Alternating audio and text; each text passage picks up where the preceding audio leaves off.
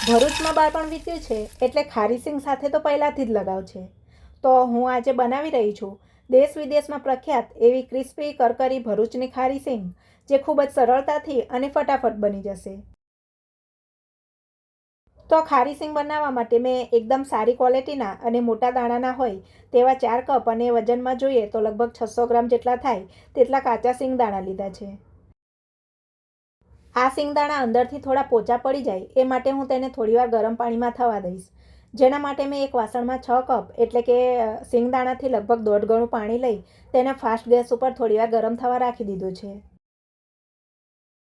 2 minute પછી પાણી સારું એવું ગરમ થઈ ગયું એટલે આ ગરમ પાણીમાં મેં સિંગદાણા ઉમેરી દઈ બરાબર મિક્સ કરી લીધા છે અને સિંગદાણાને ફાસ્ટ ગેસ ઉપર જ લગભગ 5 મિનિટ જેવું ગરમ થવા દીધા છે.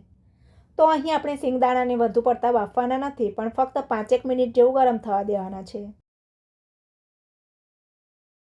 તો 5 મિનિટ પછી પાણીમાં થોડા બબલ્સ બનવા લાગ્યા છે.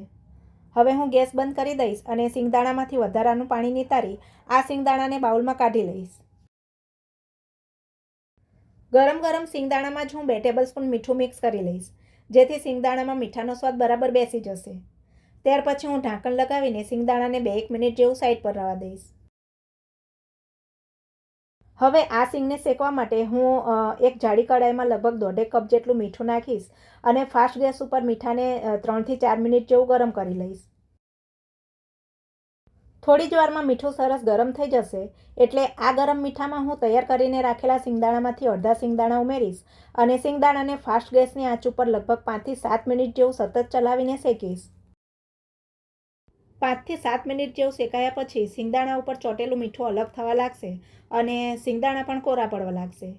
એટલે હું ગેસ ધીમો કરી દઈશ અને ધીમા ગેસની આંચ ઉપર લગભગ 15 મિનિટ જેવું સિંગદાણાને સતત શેકીશ. એકદમ ધીમા તાપે 15 મિનિટ જેવું શેકાવાથી સિંગદાણા શેકાવાની સુગંધ આવવા લાગશે, તેનો કલર ચેન્જ થઈ જશે અને સરસ શેકાવાને લીધે અમુક સિંગના દાણા પણ ફાટવા લાગશે, તેમજ સિંગની ઉપરની ફોતળી પણ ઉખડવા લાગશે.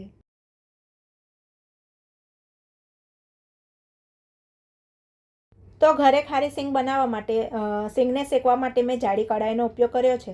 તેમજ સિંગદાણાને પહેલી 5 થી 7 મિનિટ ફાસ્ટ ગેસ ઉપર અને પછીની 15 મિનિટ એકદમ ધીમા તાપે સતત ચલાવતા જઈને શેક્યા છે. અને અત્યારે સિંગદાણા સરસ શેકાઈ ગયા છે અને થોડા સિંગદાણાને ડીશમાં કાઢી ઠંડા પડ્યા પછી ચેક કરતાં તેની ફોતળી પણ ઝડપથી ઉતરી રહી છે, તેમજ સિંગદાણા તૂટવાનો નક્કર અવાજ પણ આવી રહ્યો છે.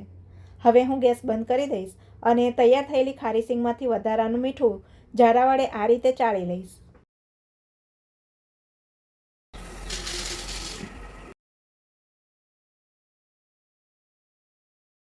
વધારાનું મીઠું કાઢી લીધા પછી તૈયાર થયેલી ખારી સિંગને મેં એક પહોળી સ્ટેનરમાં કાઢી એકદમ ઠંડી પડવા દીધી છે અને બાકી બચેલા સિંગદાણાને પણ આ જ રીતે મીઠામાં શેકી તેમાંથી પણ ખારી સિંગ તૈયાર કરી લીધી છે.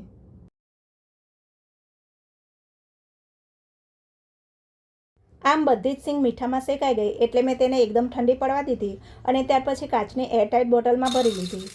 ફ્રેન્ડ્સ, આ રીતે બનાવેલી ખારી સિંગ 1 મહિના સુધી ખોરી નથી થતી.